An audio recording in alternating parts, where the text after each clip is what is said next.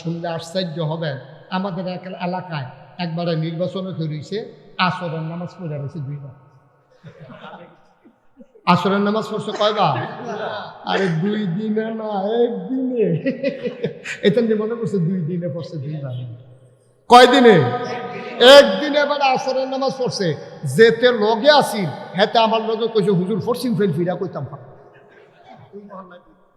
ফরসিং file ফিরা কইতাম পারাম হুজুর। আমি মিশা কথা কই, কিন্তু এই ব্যাপারে মিশা কথা কইতাম না, হেতে আমার কয় আমি অনেক মিশা কথা কই, কিন্তু হুজুর এই ব্যাপারে আমি মিশা কথা কইতাম না, ফরসিং ফাইল ফিরা কইতাম পারাম। এবারে 2 বার আসরের নামাজ পড়ছে। আমি ওই কখনো কখনো পড়ছে, আমরা ফাঁসের গ্রামও পড়ছে, আমরা গ্রামও আইয়া পড়ছে। আমি তোমার হলে তো হেবারা নির্বাচন করে না, হেবারার বুদ্ধি তোমার তো বেশি দিকে, হেবারা তোমার নেতা। কারণ হেবারা চিন্তা করছে হেতারা দেখবো আমি নামাজ পড়ি, এই গ্রামের তারা দেখা দরকার আছে না, এবার আমি দুম করে বসে থাকলে সারবো হলো। এবার আর আইতো পারে না, না পারে, এর লেগে একদিন এবার আসরের নামাজ পড়ছে 2 রাকাত। আপনারা শহরের কাছের মানুষ, মাশাআল্লাহ অনেক সালা হইছেন আপনারা। আপনারা বিবেকের কাছে আমার প্রশ্ন, যেই লোকটা একদিনে আসরের নামাজ পড়লো 2 বার, আল্লাহ ফরজ করছে কয়বার? এই অসিদ্ধে পড়ছে কয়বার? তাহলে এটা আল্লাহর লেগা পড়ছে না বুডের লেগা পড়ছে? তোমার নামাজ নট, তোমার নামাজ ফাও গেছে। এই মেহনত করলো আর গাড়ি বাড়ি ধরাই না, কি কার করেছে না ভাই? কুদ্দুর চিন্তা করো, একটু চিন্তা করো, একটু চিন্তা করে। বাংলাদেশের মানুষকে ব্যবহার মনে করে, বোকা মনে করে, নির্ভুত মনে করে। যারা রাজনীতি মনে করে তারা মনে করে যে যত বড় মিথ্যাবাদী বাংলাদেশে তত বড় রাজনীতিবিদ, ঠিক কিনা বলো? তারপরে আবার আমরা তারা সাহস করলো বইয়া কয় আমরার যে নেতা একটা কই কিতা করছে, কয় ফানি রেখেছে, এবার কথা রেখে নেই, ঠিক নেই? যে যত বড় বাটফার তে হইল বাংলাদেশে তত বড় নেতা। এর লজ্ঞা আমরার কপাল এই দুর্দশা, এই লঘুমতি। যদি ভালো মানুষগুলো আমাদের এই পদের ভিতরে আসতো, তাইলে অন্তত রাস্তার গম, তারপরে ব্রিজের ভিতরে রডের মধ্যে বাঁশ দেওয়ার, তারপরে সরকারি গম খাইয়া লওয়ার। কিন্তু হুমলাম হগিন্নি বেডির লেগে বিস্কুট হয়েছে, হ্যাঁ বিস্কুট হাতে খাইয়া বইয়া রয়েছে। আপনারা ঘুরেন ওয়াজ এখনো চাইয়া রয়েছে, হ্যাঁ নমুনায় কয় নির্বাচন করবো, হ্যাঁ ঘুরের ফেল চাইয়া রয়েছে। ঘুরেন, আপনিও ঘুরেন, মুরব্বী এদিকে ঘুরে আসেন। হ্যাঁ মাশাআল্লাহ, সবাই পড়েন আমিন, জুড়ে আরো জুড়ে। যে কথাটুকুন বলছিলাম খুব খেয়াল, খুব খেয়াল করে শুনে। দুনিয়ার ভিতরে আমাদেরকে যিনি মানুষ বানিয়েছেন তিনি কে? এই আল্লাহ তাবারক ওয়া তাআলা মানুষ বানিয়েছেন। এই আল্লাহর বুদ্ধি মানুষের চাইতে কম না বেশি? তুলনা চলে না, তুলনাহীন। তিনি অসীম জ্ঞানের অধিকারী, যার কোনো সীমা পরিসীমা নাই। তিনি হচ্ছেন সেই জ্ঞানের অধিকারী। এবার বলেন, মানুষ কোন পথে চললে ভালো হবে এটা কি মানুষ জানে না আল্লাহ জানে? আল্লাহ জানেন। মানুষ আপনার এমনি জায়গা লইয়ে হুতনের জায়গা লইয়ে বইয়ে রয়েছেন, হ্যাঁ তারা আমি তো খেয়াল করছি না তখন। কারবার দেখছ, তাড়াতাড়ি করেন, দেখো কারবার এর দূরে বুদ্ধি আল্লাহ দিছে না। হ্যাঁ এটার কথা তো আমি কইতে আছি। সবাই সামনে আসেন। আহা দেখছো নি কারবার।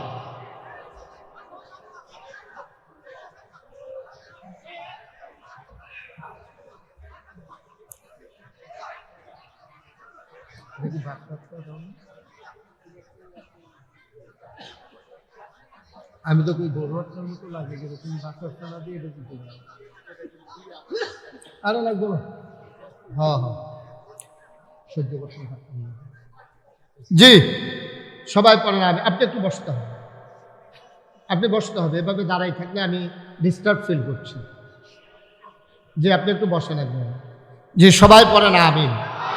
তো যেই কথাটুকুন বলছিলাম, তা আল্লাহ তাবারক ওয়া তাআলা মানুষ বানিয়েছেন, এটাকে আমরা সবাই একমত। তাইলে মানুষ কোন পথে গেলে চললে ভালো হবে এটা কি মানুষ জানে না আল্লাহ জানে?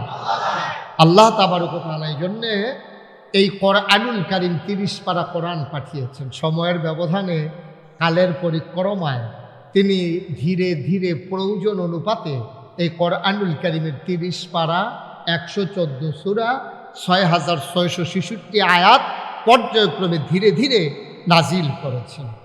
যেহেতু নবী আর আসবেন না, নবী নিজেই বলেছেন আনা খাতামুন নবিয়্যিন লা নবিয়্যা বা'দ, আমি হলাম সর্বশেষ নবী, আমার পরে আর নবী নাই। নবী যে আসবেন না তার সুস্পষ্ট প্রমাণ হচ্ছে কোরআনের সেই আয়াত। কোরআনে ঢোকার আগে মারদুদ শয়তান থেকে ফেলে হয়েছে, যিনি রহমান যিনি রাহিম, তার নামে চলেন শুরু করি, সবাই পড়ি। আউযু বিল্লাহি মিনাশ শাইতানির রাজিম। বিসমিল্লাহির রাহমানির রাহিম। اليوم أكملت لكم دينكم وأتممت عليكم نعمتي ورضيت لكم الإسلام دينا। আল্লাহ রাব্বুল আলামিন তার বন্ধু নবীর মাধ্যমে জানিয়ে দিলেন, দুনিয়ার মানুষ শুনো শুনো শুনো, এই আয়াতটা যখন নাজিল হয়েছে ওই দিনটা ছিল ইয়াউমুল আরাফা, দিনটা ছিল ইয়াউমুল জুমআ, দিনটা ছিল আরাফার দিন, দিনটা ছিল জুমাবার। এদিন যেদিন এই আলোচনা তিনি করেছিলেন ওই ময়দানটার নাম ছিল আরাফার ময়দান। উপস্থিত লোক সংখ্যা ছিল 1,24,000, মতান্তরে 1,25,000। বলো সুবহানাল্লাহ। 1,25,000 সাহাবার সামনে আল্লাহ নবী একটা ডাক দিলেন। কোনো মাইকের ব্যবস্থা ছিল না, কোনো সাউন্ড সিস্টেম ছিল না, তিনি খোলা মুখে একটা ডাক দিলেন। সাহাবায়ে কেরাম কয়, প্রথম মানুষটা যেমন শুনেছে, একেবারে শেষ মাথায় যে মানুষটা ছিলাম আমরাও ঠিক হুবহু একরকম আওয়াজ শুনেছি। আল্লাহ নবী ডাকে কয়, শোনো, এইমাত্র আয়াত নাজিল হয়েছে, আল ইয়াউমা আকমালতু লাকুম দীনাকুম। আজকের এই দিনে আরাফার ময়দানে, ইয়াউমুল জুমআতে, আরাফার দিনে 1,25,000 মানুষের সামনে আকমালতু লাকুম, আমি তোমাদের জন্য পরিপূর্ণ করে দিলাম দীনাকুম, তোমাদের ধর্ম। ওয়া আতমামতু আলাইকুম নিআমাতি, তোমাদের জন্য আমার দেয়া নিয়ামত যথেষ্ট করে দিলাম।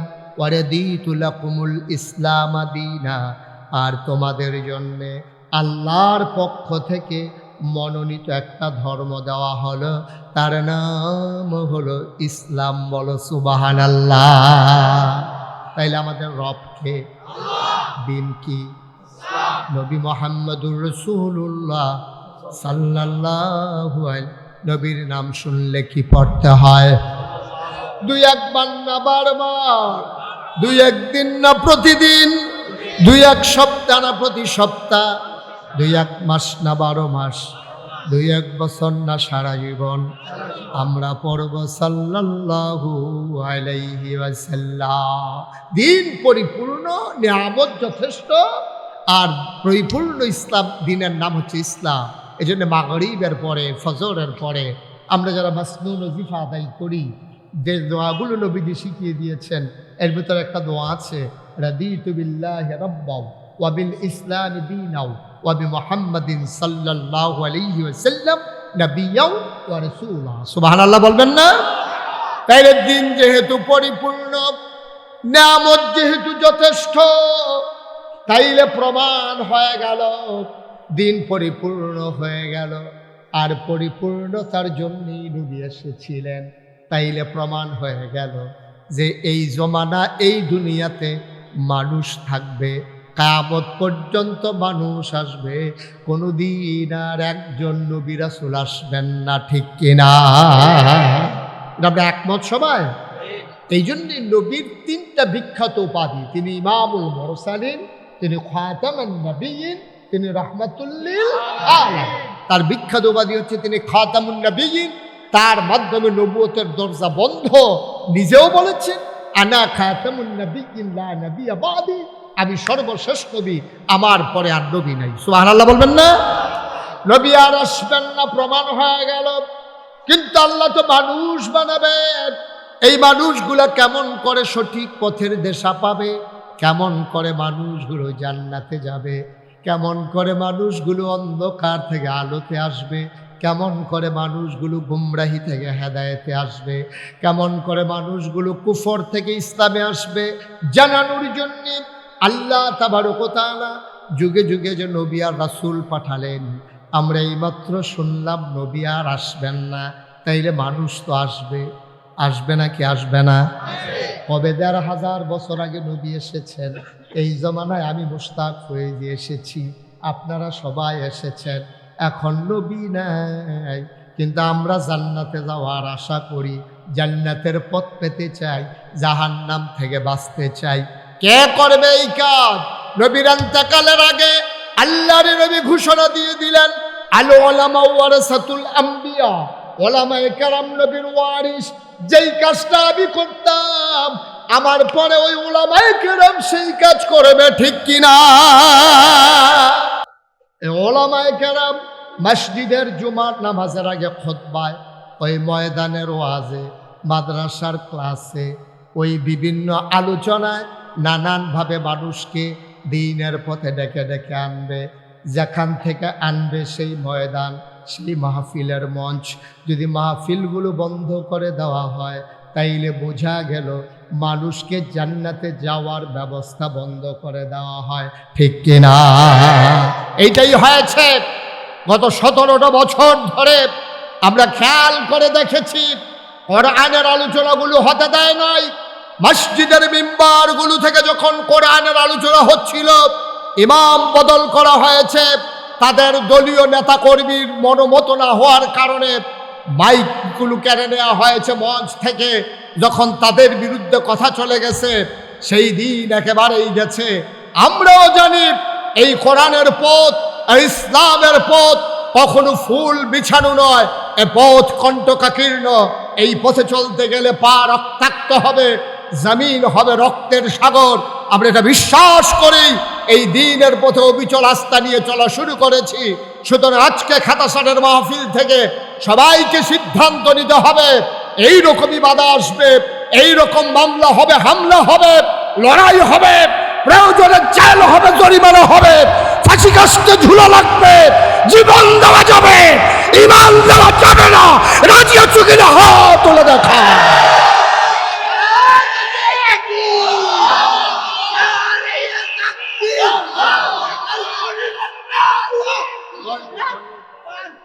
সবাই পড়ে না আমিন, জোরে পড়ে না আমিন। সুতরাং এই পথে চলতে গেলে একটু রক্ত ঝরবে, বাধা আসবে, লড়াই হবে, মাহফিল থেমে যাবে। এটা বুঝা শুনেই আমরা ইসলাম মানা শুরু করছি, ঠিক কিনা বলেন? পথটা খুব কুসুমাস্তীর্ণ হবে, ফুল বিছানো হবে। এ পথে শুধু স্লোগান পাবেন, প্রশংসা পাবেন, ইটকারি মস্কারা পাবেন না। এ আশা করারও সুযোগ নাই, কারণ নবীজিকে কাফের নাই। আপনি কোন ছাই আপনাকে ছেড়ে দেবেন আশা করেন কেমনে? ১,৫০০ বছর আগে নবীজিকে কাফেরেরা ছাড়েন নাই, আপনাকেও কাফেরেরা ইসলামের বিরোধী শক্তি ছেড়ে দেবে না। এটাই হচ্ছে বাস্তবতা। বন্ধুরা আমার, ভাইরা আমার, নবী আর আসবেন না সিদ্ধান্ত হয়ে গেল। তাইলে ওলামায়ে কেরাম, মসজিদের ইমাম, হাক্কানি পীর, মাশায়েখ, বুজুর্গরা, মাদ্রাসার মুহতামিম, প্রিন্সিপাল সবাই মিলে মানুষকে বুঝিয়ে বুঝিয়ে দ্বীনের পথে নিয়ে আসবে। কিন্তু সেই ১,৫০০ বছর আগের ইসলাম চুল পরিমাণ এদিক সেদিক করার কোনো ক্ষমতা নাই, ঠিক কিনা?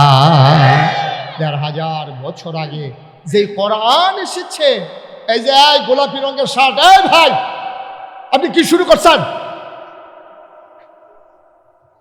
উনি দায়িত্ব পালন করতেছে, পুরাটা মাহফিল একটা লারা পড়াই নিছে বেড়া। আস্তে আস্তে ইশারা ইঙ্গিত। আমিন ক, জোরে কনা আমিন। খুব সাবধান, সময় খুবই কম, কথা হারাই যেতে দেওয়া হবে না ইনশাআল্লাহ। আল্লাহ যেন কবুল করে, সবাই পড়ে না আমিন। তো রেজাল্ট কি দাঁড়ালো? আমরা কি জানলাম? দুনিয়াতে নবী আসবেন না, মানুষ আসবে। আর ওলামায়ে কেরাম সেই নবীর দায়িত্বটা পালন করবে, হাক্কানি পীর মাশায়েখরা। কিন্তু তারা পথ দেখাবে নিজের মন মতো না, নিজের বাপ দাদার কেতাব দিয়া না, নিজের মন মতো কথা দিয়া না। তারা মানুষকে দ্বীনের পথে নিয়ে আসবে কোরআন দিয়া, নবীর সুন্নাহ দিয়া। ঠিক কিনা বলেন? কথা কয় না, ঠিক কিনা? এই জন্য এই ১,৫০০ বছর পরেও কোরআনের একটা নক্তার পরিবর্তন হয় নাই, কোরআনের একটা জের জবরের পরিবর্তন হয় নাই, কোরআনের একটা অক্ষর একটা শব্দের পরিবর্তন হয় নাই, কোরআনের একটা অর্থ পরিবর্তন হয় নাই। কারণ কিয়ামত পর্যন্ত এই কোরআনকে অবিচল রেখে এবং অবিকল রেখে এই কোরআন দিয়ে মানুষকে ডাকতে হবে। আর নবীর জীবনের যা কিছু কথা, যা কিছু চলা, যা কিছু সমর্থন, সবগুলোকে ওই ওলামায়ে কেরাম সংরক্ষণ করে রেখে দিয়েছেন। এইগুলো আমাদের পথ চলার পাথেও। আমিন বলবেন না? জোরে বলবেন না আমিন? তাইলে এই প্যান্ডেলে এখন যারা আমরা আছি, দাঁড়ানো বসা, আশেপাশে বাড়ি ঘরে যারা এখানে আছি, আমরা দোকানপাটে, আমরা সবাই কি জান্নাতে যেতে চাই? কথা কন, জান্নাতে যেতে চাই? সবাই মিলে যদি জান্নাতে যেতে চান, তাইলে এই জান্নাতে যাওয়ার জন্য নবীজি সুন্দর একটা প্রেসক্রিপশন দিয়েছেন, সুন্দর একটা কথা বলেছেন যে ৬টি কাজ জান্নাতের আমানত স্বরূপ। যদি ৬টা কাজ, এটা জামানত। তুমি যেমন ব্যাংক থেকে লোন উঠাইতে গেলে তোমার এই জমিনটাকে জামানত হিসাবে রাখা লাগে, তোমার দলিলটাকে জামানত হিসাবে, বাড়িটাকে বন্ধক দিয়া তুমি ব্যাংক থেকে লোন উঠানো লাগে। তুমি যদি ৬টা জিনিস আমি নবীর কাছে জামানত হিসাবে দিতে পারো, আমি নবীজি তোমার জন্য জান্নাতটাকে আমানত হিসাবে রেখে দেবো। সুবহানাল্লাহ বলবেন? কয়টা জিনিস? জোরে বলেন একটু, কয়টা? নবী বলছেন ৬টা জিনিস যদি তুমি জামানত দিতে পারো, অর্থাৎ তোমার বাড়িটা যদি ব্যাংকে দিতে পারো, তাইলে তোমার আমি ৫ লক্ষ টাকা দেব। তো নবী বলছেন তোমার ৬টা জিনিস তুমি জামানত রাখবা, আর আমি তোমার জন্য আমানত রাখবো আল্লাহর জান্নাত। সুবহানাল্লাহ বলবেন না? তাহলে ৬টা জিনিস দ্রুত জানা ফেলে অসুবিধা না সুবিধা? ৬টা জিনিস আমরা খুব দ্রুত জেনে ফেলবো। আবু হুরায়রা রাদিয়াল্লাহু তাআলা আনহু থেকে বর্ণিত, তিনি বলেন নবী করিম সাল্লাল্লাহু আলাইহি ওয়াসাল্লাম তার সামনে এরকম লোক বসে আছে, অনেক লোকজন সামনে বসে আছেন। সবাইকে তিনি ডেকে বললেন, শুনো, ৬টা জিনিস তোমরা জামানত দাও, আমি তোমাদের জান্নাতের জিম্মাদার হব। তা আমরা যেমন পেরেশানি নেই, ওনাদের পেরেশানি ছিল, ওনারা জান্নাত চিনছে, জাহান্নাম চিনছে, আল্লাহর ভয় ছিল, তারা বিশ্বাস করত। আমাদের মানুষগুলো বিশ্বাস কতটুকুন করে আল্লাহই ভালো জানে। তো নবীজি বললেন, কয়টা জিনিস না? ৬টা জিনিস দাও, আমি তোমাদেরকে জান্নাতের আমানত হিসেবে আমি রেখে দেব। ১ নম্বরে ৬টা জিনিসের ভিতরে ১ নম্বর হলো নামাজ আদায় করা। নামাজ, কথা খারাপ, নামাজ। এখন যে সবাই, আমি যখন জিজ্ঞেস করলাম জান্নাতে কি যেতে চান, সবাই চিৎকার করে দিচ্ছেন, শুধু হাত উঠাইতে বলি নাই বইলা বললাম, উঠান নাই। কিন্তু এই প্যান্ডেলটার ভিতরে এখন যারা আছেন, মাগরিবের নামাজ কারা কারা পড়েন নাই, যদি আমি এখন জিজ্ঞেস করি আর সত্য যদি বলেন আর কি, তাইলে অর্ধেকের বেশি হাত উঠবে যে মাগরিবের নামাজ আপনি পড়েন না। যে ঠিক কইছে হ্যান্ড দিয়ে মনে হয় শুরু হয়েছে। না না, উনি ওই অন্যটারে উৎসাহিত করার লেগা কইছে, উনি নামাজ ছাড়ি না বেড়া না, উনি আন্দাজ করছে আমার তার লগে মিলছে ওনার ছাড়। ঠিক কিনা কন? আসলেও বাস্তবতাও তাই। অর্ধেকের বেশি মানুষ এখানে আমরা মাগরিবের নামাজ পড়ি নাই। হ্যাঁ, কথা বলেন না। অর্ধেকের বেশি নামাজ আমরা মাগরিবের পড়ি নাই এবং এশার নামাজ পড়ব না, এটার উপরে মোটামুটি নিশ্চিত আছে অর্ধেকের বেশি মানুষ। তা আল্লাহ বলছেন যদি জান্নাতে যেতে চাও ৬টা জিনিস জামানত লাগবে। ১ নম্বরে যেটা কইছে এটাই তো অর্ধেকের নাই, অর্ধেকের তো এটাই নাই, আরো 5টা তো বাকিই রয়ে গেছে। এখন যদি এইটাই না থাকে তা আপনি কেমনে ঋণ পাবেন কেমনে? আপনার যখন কইছে যে ভাই আপনি এই কাগজপত্র নিয়ে আসেন, তাহলে আপনাকে লোন দেওয়া হবে, আপনার কাগজ ছাড়া গিয়েও যদি সারাদিন খেরুই থাকেন পাবে, দিত না তো, দিত না। ওই যে যুদ্ধে, কথা শুনেন মন দিয়া, যুদ্ধের ভিতরে বাহিনী পরাজিত হয়েছে, সেনাপতিকে রাজমশাই ডাইকাই না কয়, যুদ্ধে হাল্লা কেন, আমার কি কম আছে? গোলা বারুদ কম আছে না, বন্দুক কম আছে না, সৈন্য কম আছে না, ক্যাডার কম আছে, ফিটাফিটি করুন না, সব আছে। এরপরে ফলাফাইনি আবার জিতে কেমনে? ফলাফাইনি এরপরে ফিটাফিটি করে জিতে কেমনে? তখন পুলিশে কয়, স্যার গুল্লি যে একটারে করি, একটাই পরে আবার এসে আরেকটা দাঁড়ায়, কেউ দৌড় দেয় না। সুবহানাল্লাহ বলবেন না? পরে হবে না তো হবে কি? গুলি করি একটারে, পরে একটাই, এই জায়গাতে আরেকটাই দাঁড় করে, কিন্তু কেউ তো দৌড় দেয় না। তো এই জাতিরে পরাজিত করবে কেমনে? এই জন্য পারে না। তো রাজমশাই এসে জিজ্ঞেস করছে সেনাপতিরে, আমরা কেন হারলাম, যুদ্ধে আমরা হেরে গেলাম কেন? তখন সেনাপতি বলতেছে, স্যার 101টা কারণ আমি বার করছি। কয়টা কারণ?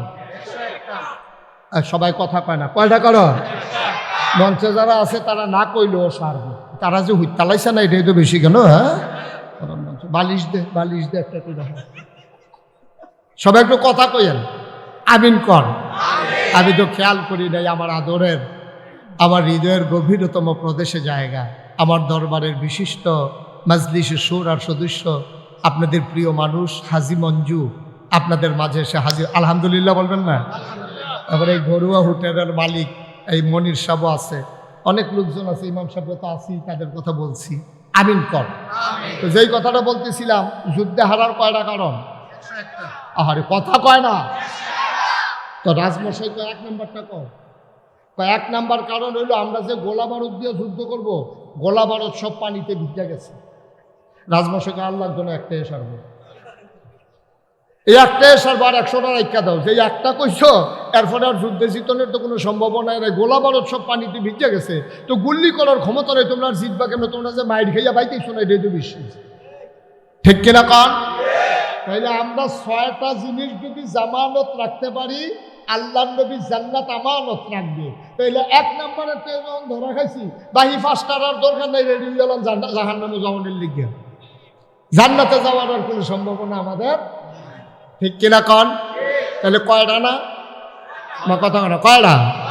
1 নম্বরে হলো বন্ধুরা আমার, ভাইরা আমার, একটা মানুষ যখন কয় লা ইলাহা ইল্লাল্লাহ মুহাম্মাদুর রাসূলুল্লাহ, আমি বিশ্বাস করে নিলাম আল্লাহ ছাড়া কোনো ইলাহা নাই, আল্লাহ ছাড়া কোনো মাবুদ নাই, আল্লাহ ছাড়া কোনো মাশুক নাই, আল্লাহ ছাড়া কোনো মাওজুদ নাই, আল্লাহ ছাড়া কোনো মাকসুদ নাই, আল্লাহ ছাড়া আমার কেউ নাই, এটা যখন আপনি বিশ্বাস করলেন, মুহাম্মাদুর রাসূলুল্লাহ, মুহাম্মদ হচ্ছে আল্লাহর রাসূল, এই কথা বিশ্বাস যখন মানুষটা করলো, জুমার আগে দিয়া জোহরের আগে একজন হিন্দু দিনের 12টায় ইসলাম গ্রহণ করলো, 12:15টায় জোহরের আজান পড়ে গেল। এখন যে মানুষটা 12টায় ইসলাম গ্রহণ করলো, 12:15টায় আজান পড়ে গেল, যেই মানুষটা কাফের থেকে মুসলমান হলো, তার 1 নাম্বার দায়িত্ব হলো নামাজ। আপনি যে মুসলমান, এটা তো গায়ে লেখা থাকে না, এটা তো গায়ে লেখা থাকে না। কই হুজুর, গায়ে লেখা না থাকলেও অথতার দাড়ি থাকে, মাথার টুপি থাকে, গায়ে পাঞ্জাবি থাকে না, এই অথতার দাড়ি আর মাথার টুপি আর গায়ের পাঞ্জাবি মুসলমানের লক্ষণ না। মুসলমানের লক্ষণ হচ্ছে ঈমান আনার পরে 1 নম্বরে নামাজ। সুবহানাল্লাহ বলবেন না? দাড়ি তো রবীন্দ্রনাথ ঠাকুরের আছে, আপনি টিকি দাড়ি, হেবার আর দাড়ি কাটলে 15-20 জনের হাওলাত দেওয়ান যাইব, হেই বেড়ায় দাড়ি লইয়া ইমানদার হইতে পারে নাই। এইরকম টুফিওয়ালা দেখবেন, এমন টুপি 2.5 হাতের মতো উফরি দিয়া লম্বা, এই টুপি কাটলে আরো 15-20টা টুপি বানান যাইব। পাঞ্জাবি এরকম অনেক আছে লম্বা, আমি বলি লম্বা পাঞ্জাবি বানানোর জন্য ইমান লাগে না, 1.5 গজ কাপড় বেশি লাগে, ঠিক কিনা কম? আপনি বাচ্চা পাঞ্জাবি কিনে আনছেন দোকানতে রেডিমেড, আপনি এটা লম্বা বানাইতেন স্যার, তো এটা রেডিমেড কিনা নাই না, দর্জির দোকান কইবেন যে একেবারে এই টাকলু পর্যন্ত তুই আমার পাঞ্জাবি কয় গজ লাগবো, তো হাতে যেই যত গজ কাপড় করবে এত গজ দিবেন, তো এত লম্বা পাঞ্জাবি। লম্বা পাঞ্জাবির লেগে বড় হুজুর লাগে না, দাড়ি রাখার জন্য ঈমান লাগে না। কোন বেঈমান কাফের যদি মনে করে আমি আর দাড়ি কামাবো না, তো কয়দিন পরে তার দাড়ি হয়ে যাবে। টুপি মাথার দেওয়ার জন্য 10 টাকা দিয়ে টুপি পাওয়া যায়। আর আপনি যদি মনে করেন টেহাও লাগতো না, অনেক মসজিদও দেখবেন টুপি টাঙ্গাই রেহে মাথার দিয়া মনো নাই কই হাঁটতে হাঁটতে বাইক যাইবেন গা,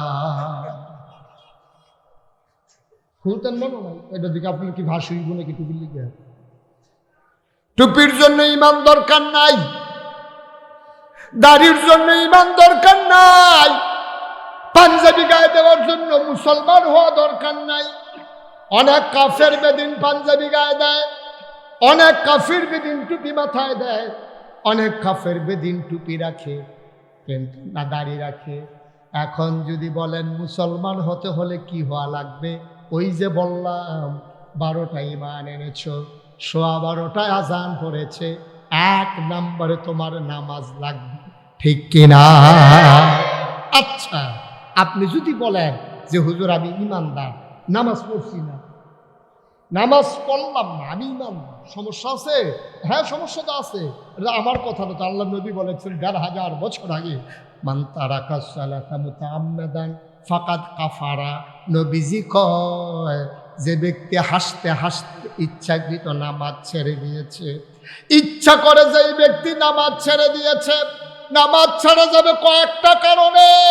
তুমি বেহুশ হয়ে গেছো, তোমার হুশ নাই, তোমার নামাজ তোমার উপরে তখন আর ফরজ নাই, তুমি ঘুমিয়ে পড়েছো, ডাকার মতো কেউ নাই, নির্জন নিরিবিলি কোনো বনভূমিতে, কোনো মরুভূমিতে তুমি একাকী ঘুমিয়ে পড়েছো, তোমার ডাক দেওয়ার কেউ নাই।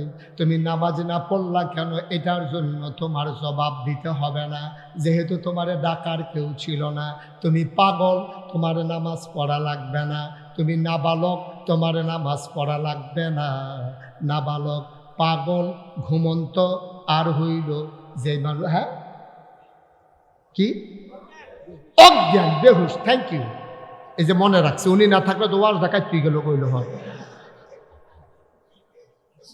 মারহাবা কয় না রে?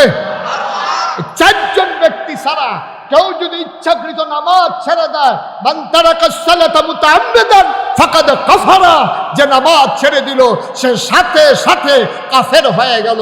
মুশতাক ফয়জির কথা না, আমার নবীজির কথা, ঠিক কিনা বলো?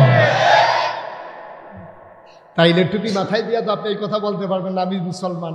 এটা একটা শিয়া, একটা চিহ্ন, একটা আলামত, কিন্তু এর মানে আপনি মুসলমানের পরিপূর্ণ আলামত না। 1 নম্বরে নামাজ।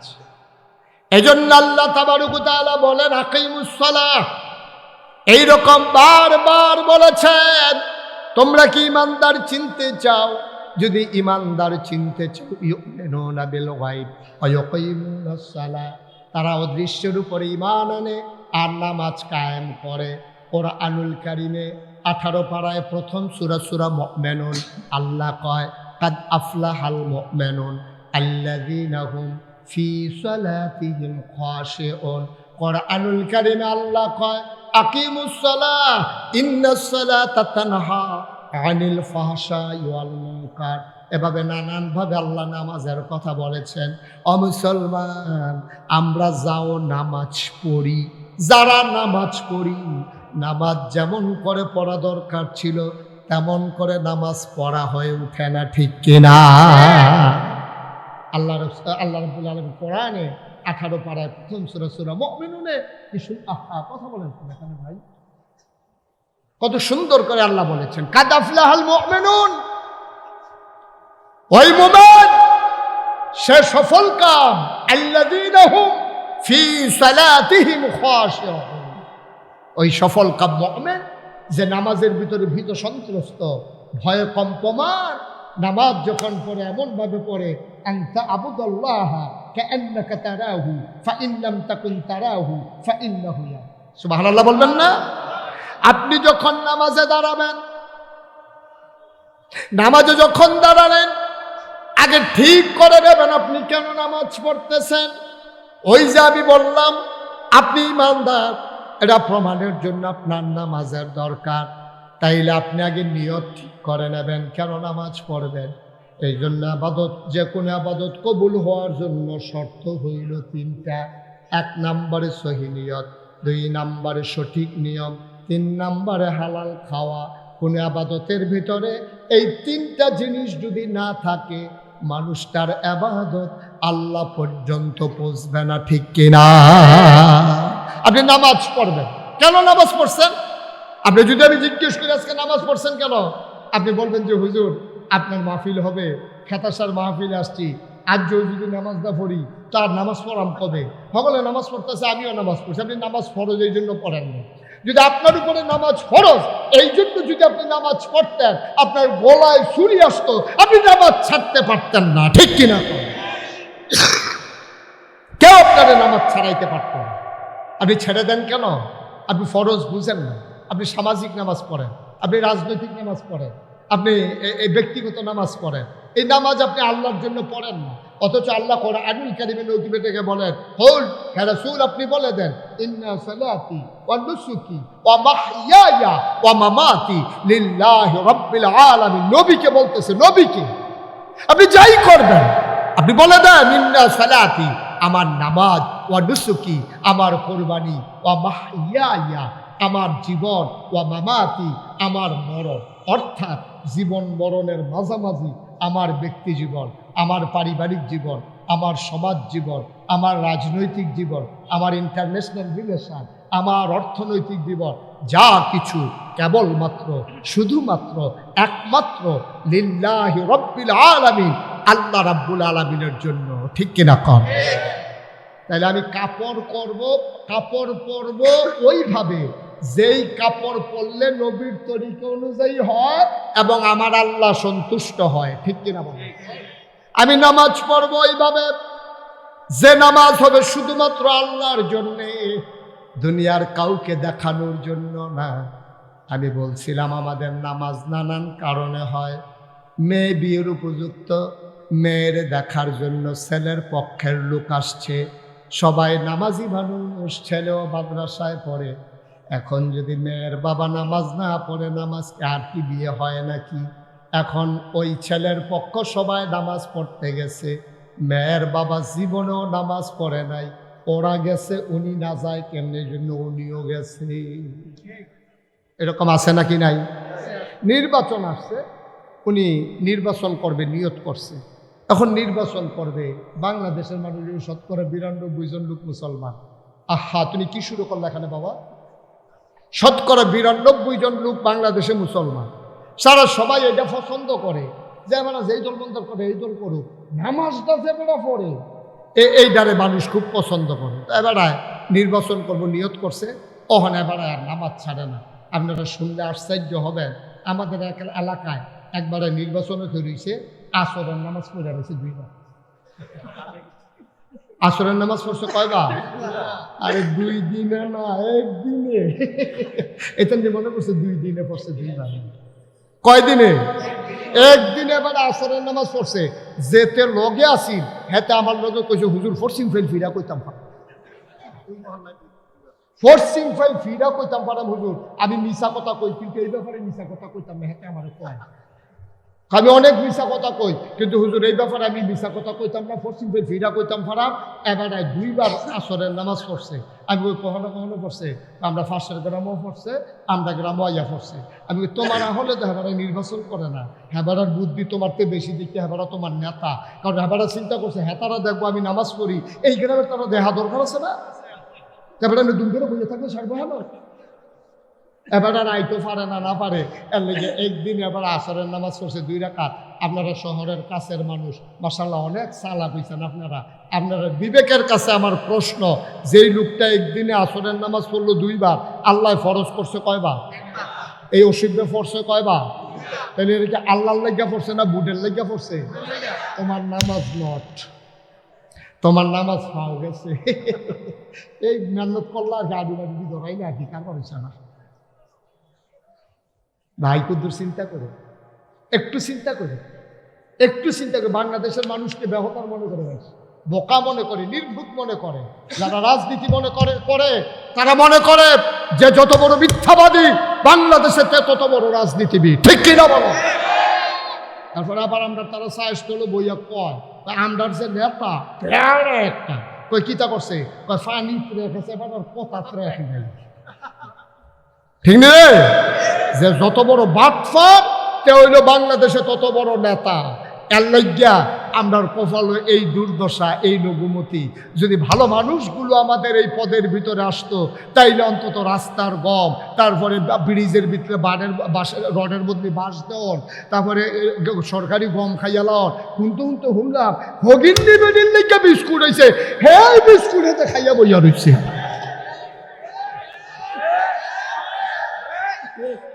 ঠাড়া পড়ে যে মরুনা কপাল মালা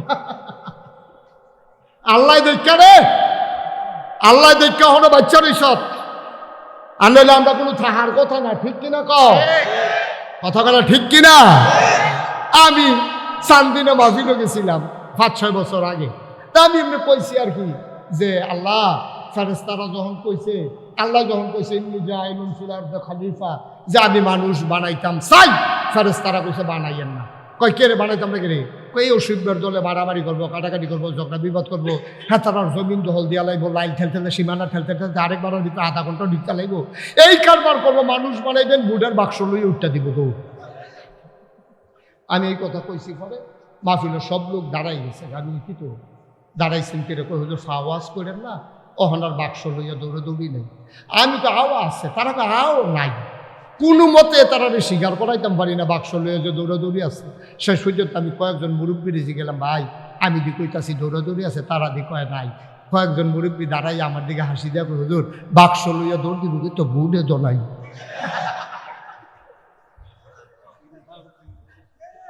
বুট থাকলে না দৌড় দিতে লাগেনি। আপনার সহালে বুট দিতে নিতে গেছেন, রাস্তাতে ফিরাইয়া পড়ছেন না, তারা কইয়া দিচ্ছেন আইসি ঘুরতে থেকে কারবার সাইড আলাই সিরাইতে, ঠিক কিনা আহারে মুসলমান আমরা দিলে আর ভরেও মুসলমান। আরে আমরা যদি আর ভরেও মুসলমান, তাই তো শয়তানের সমস্যা নেই। শয়তানের দুষ্টা কি তার শয়তানের, আমরা আর ভরেও মুসলমান। মানুষের অধিকার হরণ করেছ, সম্পদ লুণ্ঠন করেছ, রাস্তার গম খেয়েছ, চাঁদাবাজি করেছ, মন যা চায় তাই করেছ। যেই জেলখানার ভিতরে থাকা দরকার ছিল গুন্ডা বদমাইশ, ওই জেলখানাগুলো আলেম ওলামারা ভরে দিয়েছ। আর মিথ্যা ট্রাইব্যুনাল সাজাইয়া, মিথ্যা সাক্ষী দিয়া যারা আল্লাহর জমিনে আল্লাহর আইন কায়েম করতে চায় তাদেরকে ফাঁসি কাস্টে ঝুলিয়েছ, ঠিক কিনা বলো? এখন 50-50 একচেটিয়া গোল আর হবে না, খেললা গোল দিয়া যাওয়ার লাগবে। ও যে তারা খেলবো কইছে তারা তো নাই, বিপদ কি এক জায়গা, যারা কইছে খেলা হবে হ্যাঁ তো নাই, এক সাইডটা গোল উঠে আছে।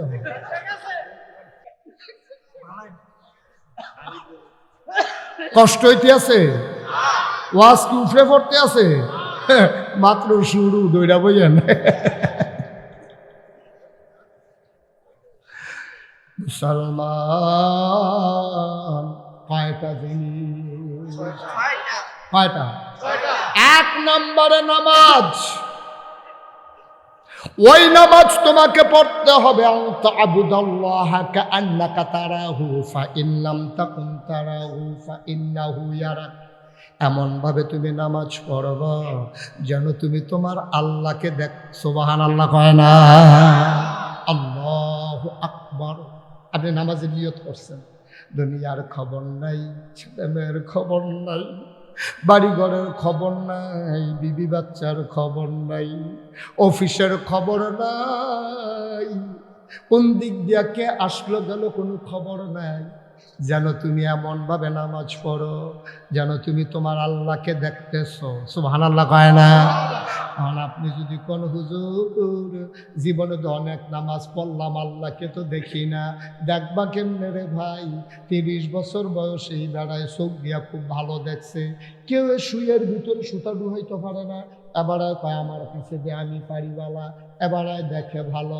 এই বেড়াটারও যখন 60 বছর বয়স হয়েছে অহন এবারে একজনের 2জন দেহে, কেউ আটটা যাই চললে কয় ক্যাডারে তোরা 2জন আটটা যাস, কয় আমি একলায় না। আসেনি এরকম হয়নি? কথা কেন এরকম হয়নি? এখন চোখ এবারে 2টা দেহে, লম্বারে 2টা দেহে, 2টারে লম্বা দেহে, একতলা বিল্ডিং রে 2তলা দেহে, রাস্তাটা ফাঁস দেহে, রিক্সাটা দূরে দেহে, আসলে রিক্সার লোক এবারে ঘষা খাইতে আছে। এরকম চোখে নানান সমস্যা দেয়। কারণ কি? এবারে 30 বছর বয়সে শুইয়ার কেমন সুতা রুহান লাগবো এটাও দেখছে।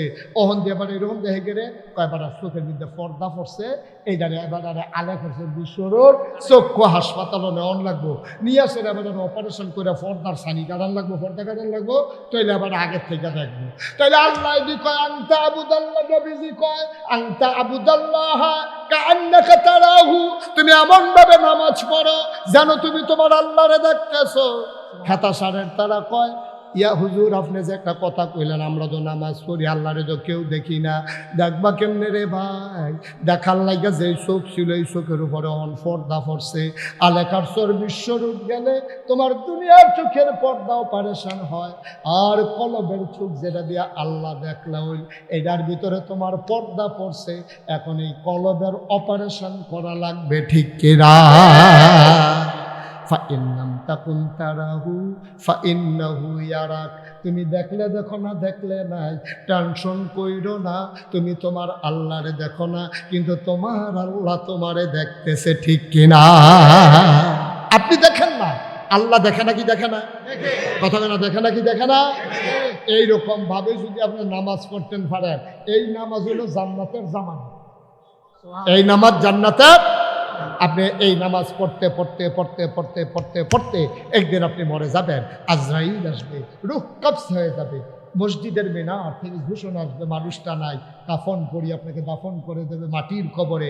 সবাই দেখবে মাটির কবর, আপনি কবরে গিয়ে দেখবেন মাটির কবর মাটি নেই, মাটির কবর জান্নাতের টুকরা হয়ে গেছে।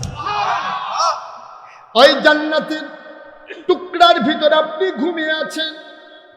কবর যাদের আযাব হবে, জাহান্নাম হবে, রাত তাদের শেষ হতে চাইবে না।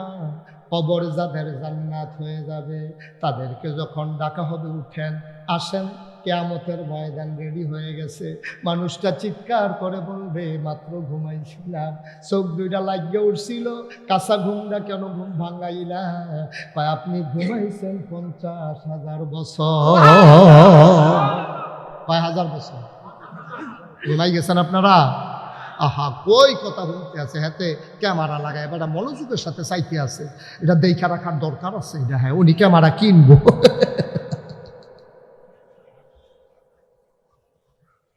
কয় বছর রে? কয় বছর? ডাক দিছে উঠেন, আর কত ঘুমাইবেন, উঠেন। বান্দা লাভ দিয়া কষালন দিয়ে ঘুমানি করছো, কিতা ডাক দিছ, কাঁচা ঘুম ভেঙে গেছে গা, মাত্র চোখটি লাগছে। ফেরেশতা ভাষা কোন কি আপনি? আপনার টেরাস চাইছেন, আপনি কয় বছর ঘুমাইছেন? কয় বছর? কয় 50,000 বছর ন্যূনতম আপনি ঘুমাইছেন, এর থেকে বেশি হবে কম হবে। সুবহানাল্লাহ বলেন না? কিয়ামতের ময়দানে উঠানো হবে, আল্লাহ ডাক দিয়া বলবেন, এই দুনিয়ার ভিতরে অনেক কষ্ট করছো রে বান্দা। শীতের সকালে যখন মসজিদের মিনার থেকে ঘোষণা আসছে আসসালাতু খায়রুম মিনান নাওম, বিদেশি ছেলের পাঠানো কম্বল মুড়ি দিয়ে তুমি ঘুমাও। আর যখন আযান পড়ে গেল হাইয়া আলাস সালাহ হাইয়া আলাল ফালাহ, ডাকা হলো আসসালাতু খায়রুম মিনান নাওম, আবার তুমি লাফ দিয়ে উঠা ঠান্ডা পানি দিয়ে ওযু করা বুড়া মানুষ, তুমি থরথর করে কাঁপতে কাঁপতে মসজিদে গেছো। আল্লাহ ডাক দেয়া বলবেন, বান্দা, ও বান্দা, আয় আয় আয়। সারাটা জীবন অনেক কষ্ট করছো, সারাদিন জমিনে কাজ করছো, রিক্সা চালাইছো, ঘেমে গেছো, এই গরম শরীরটা লইয়া, চামড়াটা পোড়া লইয়া মসজিদে গিয়া নামাজ পড়েছো, কত আর কষ্ট করবা। আসো আসো আসো আসো, আমার আরশের ছায়ার নিচে, সুবহানাল্লাহ, আমার আরশের ছায়ার নিচে বসো। আল্লাহ নবী, আল্লাহ রাব্বুল আলামিন তোমারে বান্দারে ডাক দিয়া নিয়ে আরশের নিচে বসাবেন। আবার আল্লাহ বলবেন, যাও, হিসাব নিকাশের দরকার নাই, তুমি জান্নাতে চলে যাও। জান্নাতের ফেরেশতারা দোয়ান আইসা ডাক দিয়া বলবে, আসেন আসেন আসেন, ধইরা ধইরা তোমারে জান্নাতের দরজায় নিবি। জান্নাতে হুর গালমানেরা হাতির ভিতরে গলার মালা নিয়ে দাঁড়াই থাকবে, ফুলের মালা নিয়ে। তোমারে যখন দেখবে, ওই জান্নাতের হুরেরা ডাক দিয়া বলবে, আহলান সাহলান মারহাবা, মোস্ট ওয়েলকাম, আমাদের জান্নাতে আপনাকে স্বাগতম। সুবহানাল্লাহ কয় না? যদি ওই জিম্মা নিতে পারো, ওই রকম নামাজ যদি তুমি পড়তে পারো। আবার যার যার হিসাব শেষে নিলাম। আপনি যে মাগরিব পড়েছেন, কেমন করে পড়েছেন? মাহফিলের দিন লম্বা সুরা লইলে সারবো, কোনো মতে পড়ালাম। আপনি নামাজ পড়েছেন, উঠতে দিচ্ছেন দৌড় হুজুর, উঠতে লাগবে মাগরিবের পরে, কি আর নামাজ। আর আরেকটা তো নামাজ ছাড়ে দৌড় দিয়া লাইছে, এই দৌড় দিয়া এসে মাহফিল কুম্বালার সামনে জায়গা পাওয়া যায় না, না যায়। ভাই সাহেব, এটি নামাজ না তো, নামাজ কারে কয়? শুনতে মন চায়? আমার কথা কেন শুনতে মন চায়? আব্দুল্লাহ ইবনে মাসউদ রাদিয়াল্লাহু তাআলা আনহু, যাকে বলে রাইসুল ফুকাহা, যিনি ফকিদের নেতা, যিনি ফতুয়াবাজ, তিনি সবচেয়ে বড় ফতুয়াবাজ। বাংলাদেশও গালি দেও ফতুয়াবাজ কইয়া। আর আব্দুল্লাহ ইবনে মাসউদ ফতুয়াবাজ, উনি প্রাউড ফিল করে, উনি গর্ববোধ করে। পৃথিবীর মানুষ তার আখ্যা দেয় সবচেয়ে বড় ফতুয়াবাজ তিনি, নাম হইল আব্দুল্লাহ ইবনে মাসউদ। বলো সুবহানাল্লাহ। আব্দুল্লাহ ইবনে মাসউদ তিনি ঘরের ভিতরে, একটা কথা মনে রাখবেন, নফল নামাজ পড়বেন বেশি বেশি ঘরে, আর ফরজ নামাজ পড়বেন মসজিদে গিয়া। অনেক মানুষ এই নফল ফরজ সব ঘরে মসজিদে পড়ে না। আপনি নফল নামাজ বেশিরভাগ ঘরে পড়বেন, এতে হয় কি ঘরটা তাজা থাকে। মৃত মানুষের ঘর হয় না, এজন্য সুন্নত নফল এগুলা ঘরে পড়বেন, ফরজ পড়বেন মসজিদে গিয়ে। তা আব্দুল্লাহ ইবনে মাসউদ তিনি ঘরের ভিতরে নামাজে দা, খুব খেয়াল করেন চিকন কথা, নামাজে দাঁড়াইছে আল্লাহু আকবার। এখন নামাজে দাঁড়াইয়া আমরা তো ছোট সূরা বিচারি, আর ওনারা পড়তো সবচেয়ে বড় বড় সূরা যেগুলো মুখস্থ থাকতো, কারণ ওনারা বিশ্বাস করতো কোরআন তেলাওয়াত মানে শুধু কোরআন তেলাওয়াত না, কোরআন তেলাওয়াত মানে হচ্ছে মাওলার সাথে কথা বলা। সুবহানাল্লাহ বলবেন তো, কথা মাওলার সাথে কথা বলবো তো বলবো কার সাথে? এখন লম্বা সূরা নিয়া আব্দুল্লাহ ইবনে মাসউদ নামাজে দাঁড়াইছে, আল্লাহু আকবার। নামাজ শুরু করেছে, সূরা ফাতিহা পড়েছে, লম্বা সূরার সাথে মিলাইছে, পড়তেই আছে, গাল বেয়ে চোখ বেয়ে টপ টপ করে পানি পড়তেছে। হঠাৎ করে ঘরের ভিতরে একটা সাপ ঢুকছে। কি ঢুকছে? বা কথা কয় না, কি ঢুকছে? ঘরের ভিতরে যখন সাপ ঢুকছে, এখন আব্দুল্লাহ ইবনে মাসউদের ওয়াইফ, ওনার বিবি, ওনার স্ত্রী সাপ সাপ সাপ বলে জুড়ে চিৎকার শুরু করছে। চিৎকার শুই না পাশে আশেপাশে ঘরের যত মানুষ আছে সব দৌড়াই আসছে সাপ মারার জন্য। আব্দুল্লাহ ইবনে মাসউদ না কি করে? নামাজ পড়ে। বা কথা হয় না, কি করে? একেবারে সত্য মনের কথা কইবেন, হ্যাঁ, কোনো লুকুচুরির দরকার নেই। এইরকম আপনি ঘরে নামাজ পড়তে আসেন, আপনার ওয়াইফে যদি কয় সাপ সাপ সাপ, আপনি কি নামাজের নিয়ত বান্ধা রাখবেন না ছাইড়া দিবেন? ছাইড়া দিয়ে কি খেলুই থাকবেন না সামনের দরজাতে দুপুরে বাইরে পড়ে যাবেন গা? এটা দৌড়াদৌড়ি শুরু হয়ে যাবো গা। আব্দুল্লাহ ইবনে মাসউদ নামাজ পড়ে আর উনি চিৎকার করতেছে সাপ সাপ সাপ। এবার ঘরের চতুর্পার্শ্বে যারা বাসিন্দা ছিল, প্রতিবেশী ছিল, সবাই মিলে এসে সাপটারে পিটাইয়া মারছে। এখন সাপ মারা যাওয়ার পরে আমাদের দেশে দেখুন গবেষণা হয়, এটা কি সাপ, তারপরে সাপের নমুনা কিতা আইডু করতে কত বড়। তো একজন আইএসের কাছে সাপটা মাপ, তো মাইপা দেখছে 4.5 2 আঙ্গুল হয়েছে। 4.5 কয় আঙ্গুল? কথা কয় না, এবার কথা কয় না। 4.5 কয় আঙ্গুল? 4.5 2 আঙ্গুল হয়েছে সাপ। বাইপাশে এরকম গবেষণা শুরু হয়েছে। আরেকবার মুরব্বী আইএসের কয় খাইয়া লাগবে বাচ্চা গেছ রাতি সাপ। কই কেমনে বুঝলেন? মাথার সব করতে তো সত্যি জাতি সাপ দাঁড়া। আরেকবার আইয়া কয়দিন আগে সলম হালাইছে। কই কেমনে বুঝতে কয় হচ্ছে শরীরটা তেল তিন দেন। কয়দিন আগে ডিমও ফারছে। কই কেমনে বুঝতে কয় হচ্ছে ফ্যাটের চামড়াটা ডিম। এই ডিম ফারছে যে চামড়াটা হলো টাইট টাইট হওয়ার সময় পাইছে না। এই নানান গবেষণা। আব্দুল্লাহ ইবনে আব্বাস না কিতা করে, আরে আব্দুল্লাহ ইবনে মাসউদ না কিতা করে? সুবহানাল্লাহ পড়েও কইতেন না। গবেষণা চলতেছে সাপ নিয়া। কয় হাত লম্বা, ডিম পারছে, জাতি সাপ, মাথায় চক্কর, সর্বনাশ হইত। সবাই মিলে গল্প করতেছে। ভাই, যিনি ঘরের মালিক তিনি আব্দুল্লাহ ইবনে মাসউদ নামাজ পড়তেছে। নামাজ শেষ হয়ে গেল, গবেষণা তখনও চলতেছে। আব্দুল্লাহ ইবনে মাসউদ নামাজ শেষ করে ডাক দেয়া, কই গেলা? বেগম সাহেব কই? আমি তো এখানেই আছি। কই জলদি করে খাবার দাও, পেটে বড় খিদা। কয় কিসের খাবার? আমি কি খাইছি নাকি? আমি খাবো না। কয় খাবারের কথা নিয়ে আসেন, আপনি কি কিচ্ছু টের পান নাই? কয় কি টের পাবো? আমাদের ঘরে তো সাপ ঢুকছিল। আমি কেমনে বলবো? আমি না নামাজ পড়তে আসি।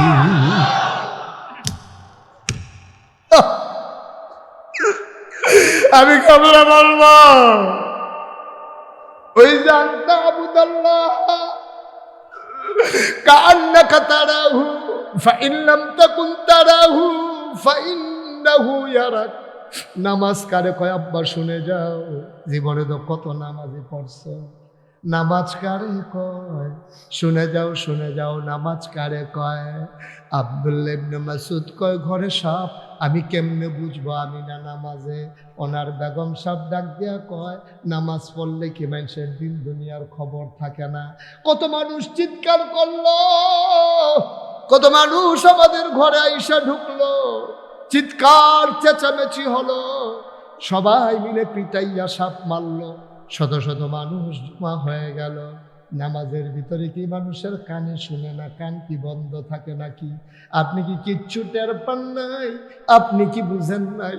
এবার আব্দুল্লাহ ইবনে মাসউদ বসে বসে কাঁদতেছেন। বেগম সাহেব ডাক দেয়া কয়, কান্দেন কেন? এবার আব্দুল্লাহ ইবনে মাসউদ কয়, বিবি গো, নামাজের ভিতরে যদি সবই টের পাইলাম, কিসের নামাজ পড়লাম?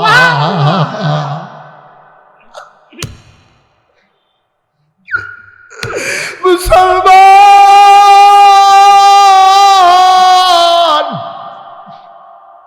ও খাতাসারের মুসলমান, এই কথাগুলা দীর্ঘদিন তোমাদের কাছে বলতে পারি না, বড় বুকে বড় ব্যথা। জমানো অনেক কথা বলা হয় নাই, বলতে দেওয়া হয় নাই। আল্লাহ তাবারক ওয়া তাআলার ফয়সালা, কঠিন ফয়সালা। সবাই মিলে স্লোগান দিল, দফা এক, দাবি এক, পদত্যাগ পদত্যাগ। 5ই আগস্টের আগ পর্যন্ত আমি কোনো মানুষের কণ্ঠে শুনি নাই, কোনো মানুষের মুখে শুনি নাই দেশ ত্যাগ করতে হবে, এই কথা আমি কাউকে বলতে শুনি নাই। কোনো ছাত্র সমন্বয়ক বলে নাই, কোনো রাজনৈতিক নেতা বলে নাই, মসজিদের কোনো ইমাম বলে নাই, মসজিদের কোনো খতিব বলে নাই, কোনো মিছিল মিটিং হয় নাই যে দেশ ত্যাগ এই কথা বলে নাই। সবাই বলেছে দফা এক, দাবি এক, পদত্যাগ পদত্যাগ।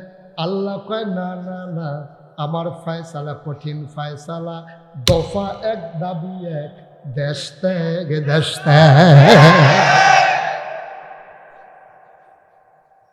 কথাগুলো থামিয়ে দিলে জাতির ক্ষতি হয়, কথাগুলো থামিয়ে দিলে ব্যক্তির ক্ষতি হয়, পরিবারের ক্ষতি হয়, কোনো একটা মহলের হয়তো ফায়দা হয়, কিন্তু আপামর জনতার বড় ক্ষতি হয়।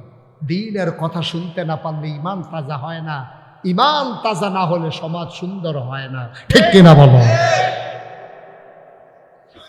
মুসলমান মন দিয়ে শোনো, লম্বা কথা আর বলবো না।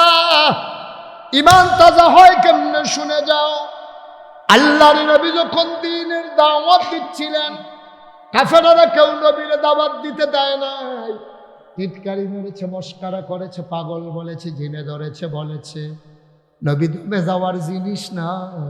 নবী যখন সইতে পারলেন না, চলে গেলেন মদিনায়।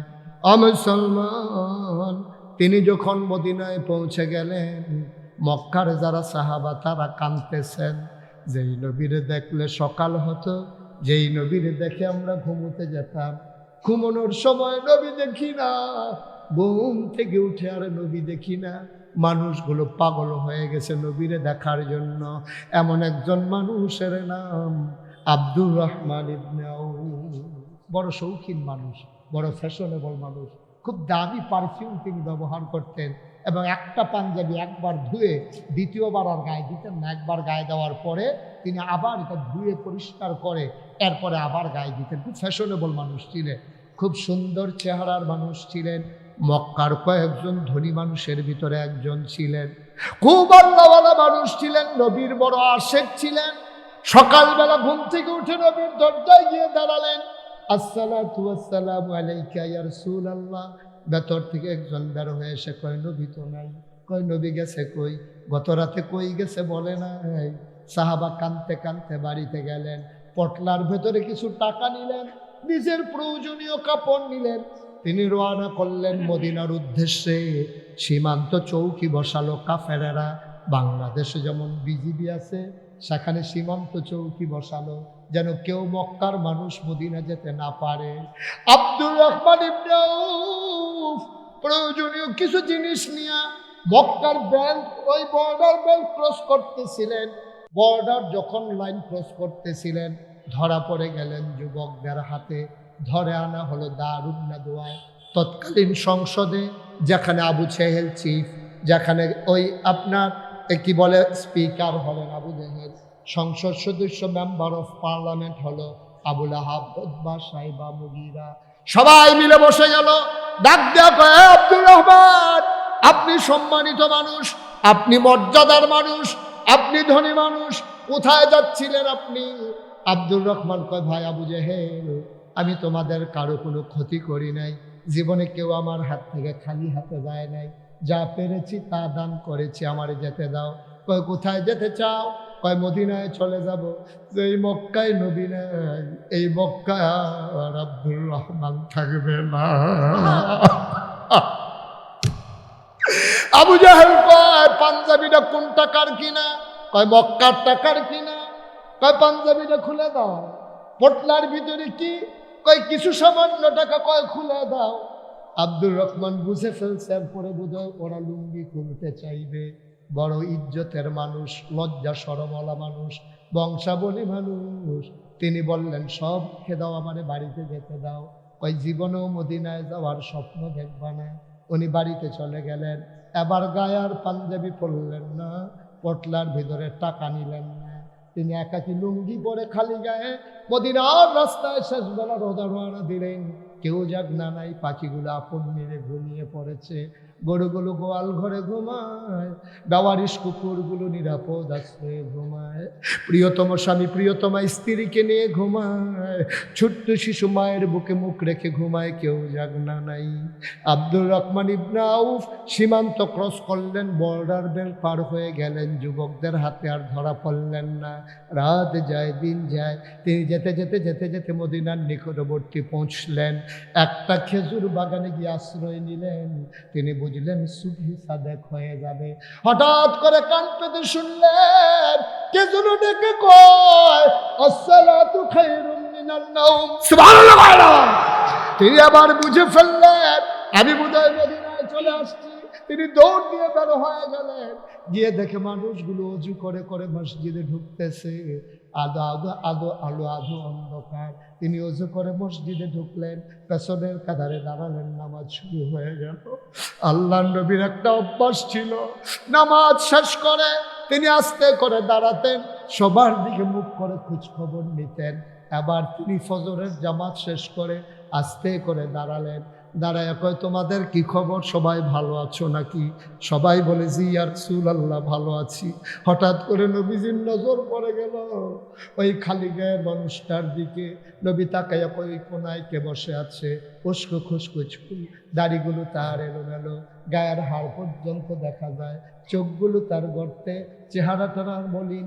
কে ওইখানে বসে আছে দাঁড়াও দেখি। আব্দুর রহমান ইবনে আউফ আস্তে করে ধরলেন, গাল বেয়ে টপ টপ করে পানি পড়ে। আল্লাহর নবী কয় কে রে? আমার আব্দুর রহমানের মতো দেখা যায়। আব্দুর রহমান চিৎকার করে কয় লাব্বাইক ইয়া রাসূলুল্লাহ, আমি আপনার আব্দুর রহমান। আব্দুর রহমান রে, এটা তোর কি নমুনা রে আব্দুর রহমান? তুই ছিলি মক্কার ফ্যাশনে বলে একটা মানুষ, দামি পারফিউম ব্যবহার করতি, একবারের বেশি একটা পাঞ্জাবি দুইবার গায়ে দিতি না। কে তোর এই নমুনা করে দিয়েছে? চুলগুলো তোর এলোমেলো, দাড়িগুলো তোর উস্কো খুস্কো, চেহারা তার মলিন, পেট আর পিঠ একসাথে লেগে গেছে। আব্দুর রহমান আয় আমার কাছে আয়। সবাই তো রাস্তা করে দিল।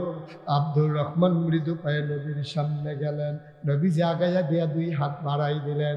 আব্দুর রহমান লাফ দিয়া নবীর বুকের ভিতরে পড়ে গেলেন। আব্দুর রহমানের চোখের পানি দিয়া নবীর বুক ভিজে যায়, নবীর চোখের পানি দিয়ে আব্দুর রহমানের পিঠ ভিজে যায়। নবীজি ফোফাইয়া ফোফাইয়া কান্দে, আব্দুর রহমানও কান্দে। আব্দুর রহমান কয় নবী গো, কবে ধরে আপনার গায়ের জান্নাতি গন্ধ পাই না, কবে ধরে আপনারা দেখি না, আপনার গায়ের জান্নাতি গন্ধ আমি কবে থেকে পাই না। আব্দুর রহমান নবীরে ছাড়ে না, নবী আব্দুর রহমানকে আর ছাড়ে না। এবার আল্লাহর নবী আস্তে করে ছেড়ে দিলেন। ডাক ডাক আব্দুর রহমান সবর করো। এবার আব্দুর রহমান কান্দে আর কয় নবী আমার কি অপরাধ ছিল? কোনোদিন কারো সাথে ঝগড়া করি নাই, কোনোদিন একটা কটু কথা বলি নাই, কোনোদিন একটা গালি দেই নাই, সাহায্যের জন্য আসলে খালি হাতে ফিরাই নাই। আমার অপরাধটা কি ছিল? আল্লাহর নবী কয় তোর যে অপরাধ আমার তো সেই অপরাধ, আমিও তো 10 টাকা লাগছে এই অপরাধ। কয় অপরাধটা কি? আল্লাহ কয় শোনো শোনো শোনো কি অপরাধ। ওয়ামা নাকামু মিনহুম ইল্লা আইয়ুমিনু বিল্লাহিল আজিজ আজিজিল হামিদ। কোনো অপরাধ ছিল না, একটাই অপরাধ, ওই মহাপরাক্রমশালী এক আল্লাহর উপরে তারা ঈমান এনেছে, ঠিক কিনা? আমাদের একটাই অপরাধ, আমাদের একটাই অপরাধ, আমরা কুমিল্লা শহরে সন্ত্রাসী ছিলাম না, আমরা কারো জমি দখল দেই নাই, আমরা থানায় গিয়ে দালালি করি নাই, আমরা স্টানবাজি করি নাই, আমরা শাসনের কাছে চাঁদা উঠাই নাই। আমাদের একটাই অপরাধ, আমরা আল্লাহর জমিনে আল্লাহর দিন চেয়েছি, ঠিক কিনা বলো?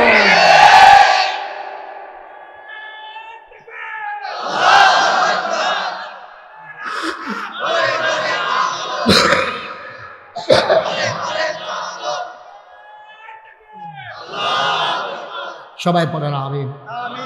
আবার আসবো ইনশাআল্লাহ, কথা হবে, দেখা হবে ইনশাআল্লাহ। আমি তো আপনাদেরই মানুষ, আপনাদের প্রতিবেশী। আমি জুড়ে চিৎকার করলে আপনারা শুনবেন, আপনারা চিৎকার করলে আমি শুনবো। একেবারে আপনাদের কাছের মানুষ হয়ে গেছে। আমার অসুখতলাই আমার বাসা, আপনার ইচ্ছে করলে দৌড়ে গিয়েও দেখা করতে পারবেন। আবার আসবো ইনশাআল্লাহ, দেখা হবে মাহফিলে, কথা হবে কোনো এক ময়দানে। তবে সবার কাছে আমার একটা আবদার আছে। আয় ছেলে, সবার কাছে আমার একটা আবদার আছে। আপনারা জানেন, সোশ্যাল মিডিয়ায় দেখেছেন, প্রিন্ট মিডিয়া, ইলেকট্রনিক্স মিডিয়ায় দেখেছেন, নাগাইশ দরবার শরীফ আজকে 18 একর জায়গার উপর একটা কমপ্লেক্স, যেখানে 10টা প্রতিষ্ঠান। সেখানে আমি আল্লাহর খাস মেহরবানি আপনাদের সকলের সহযোগিতা নিয়ে 6000 লোক নামাজ পড়তে পারবে এইরকম একটা মসজিদের কাজ ধরেছি। বলেন আলহামদুলিল্লাহ। মসজিদের নিচতলায় হাসপাতাল, দোতলায় 3তলায় মসজিদ, একসাথে নামাজ পড়তে পারবে 6000 লোক। এই মসজিদের প্রাক্কলিত ব্যয় ধরা হয়েছে 30 কোটি টাকা। কয় কোটি? আমি নিজে গরিব মানুষ, এত ধনী মানুষ না। আমি নিয়ত করেছি 1 বছর মাহফিল। আয় ছেলে, এই তোমরা এরকম শুরু করলা কেন? 1 বছরে আমি যত মাহফিল করে যত হাদিয়া পাবো, পুরো 1 বছরের হাদিয়া আমার মসজিদ আমি দান করে দেব, নিয়ত করেছি। আমি 25 লক্ষ টাকা দিয়া তারপরে আমার মসজিদের কাজ শুরু করেছি। আপনাদের এই মঞ্জু আমার মসজিদের গর্বিত একজন সদস্য। আপনাদের এই মনির ঘরোয়া হোটেলের মনির, প্রফেসর মনির, উনি আমার মসজিদে দানের হাত বাড়িয়ে দিয়েছেন। আমি আপনাদের কাছে দাঁড় করি, জীবনে কোনোদিন মুশতাক ফৈজি হাত পাতে নাই, বাংলাদেশের কারো কাছে হাত পাতে নাই, কিন্তু এই মসজিদ আমার স্বপ্ন, এই মসজিদ আমার অহংকার। আমি মাঝে মাঝে আল্লাহর সাথে কেঁদে কেঁদে বলি, আল্লাহ এই মসজিদ যদি শেষ হওয়ার আগে আমি মরে যাই, এই মসজিদ কে করবে? আমি আল্লাহর কাছে বলি, আল্লাহ তুমি না তোমার বন্ধু নবী বলেছেন, মাম বানা লিল্লাহি মসজিদান বানাল্লাহু লাহু বাইতান ফিল জান্নাহ, যে দুনিয়ায় মসজিদ বানাবে আল্লাহ নাকি জান্নাতে তার জন্য ঘর বানাবে। সুবহানাল্লাহ বলবেন না? আমি চাই সবাই মিলে এক জান্নাতে থাকতে পারি ওই মসজিদ বিনির্মাণের মাধ্যমে। এখানে যারা আছেন, একটা লুকো দয়া করে খালি যাবেন না। আপনি 1000 টাকা দেন, আপনি 500টা টাকা দেন, আপনি 100টা টাকা দেন, আপনি 2টা টাকা দেন, তারপরে আপনি বলতে পারবেন যে 6000 লোক মসজিদে নামাজ পড়বে, ওই মসজিদে আমিও গর্বিত সদস্য, আমিও একজন নির্মাতা। আল্লাহ কবুল করবেন ইনশাআল্লাহ। একটা লোক দয়া করে খালি যাবেন না, আমার আবদার। আর একটা আবদার হচ্ছে, এখন এশার নামাজ হবে, নামাজের পরপরই আমাদের আজকের মাহফিলের প্রধান আলোচক ডক্টর হিফজুর রহমান সাহেব খুব ভালো আলোচনা করেন, শুনলেই বুঝবেন উনি ইনশাআল্লাহ কথা বলবেন। আপনারা ছুটি কইরেন না। এই আমার মসজিদটার জন্য আমি হাতটা বাড়াই না। আপনারা আমার নিজের মানুষ, ঘরের মানুষ, একটা লোকও খালি যাইবেন না। মাশাআল্লাহ, আমার এক কলিজার টুকরা যুবক, উনি 1000 টাকা আমার মসজিদের জন্য দিয়েছেন। আল্লাহ যেন কবুল করে। যারা ভলান্টিয়ার আছো, ভাই হাইটেন না, এই পিছন থেকে শুরু করে একবারে গেইটে যারা এখানে দাঁড়ানো, তোমরা যারা ভলান্টিয়ার আছো এবং ইউটিউবার যারা আছো, সবাই একটু ভিতরে ঢুকো। যারা 1000, 5000 টাকা দিতে চান, আল্লাহ বরকত দেবে ইনশাআল্লাহ। ইনশাআল্লাহ আল্লাহ ঢাইলা দেবে, নিয়া কুলাইতে পারবেন না। একজন লোকও খালি যাইয়েন না দয়া করে। আমার এটা একটা আবদার, আমার আবদার। আল্লাহ বরকত দেবে ইনশাআল্লাহ। আমার এই ঘরোয়ার প্রফেসর মনির সাহেব,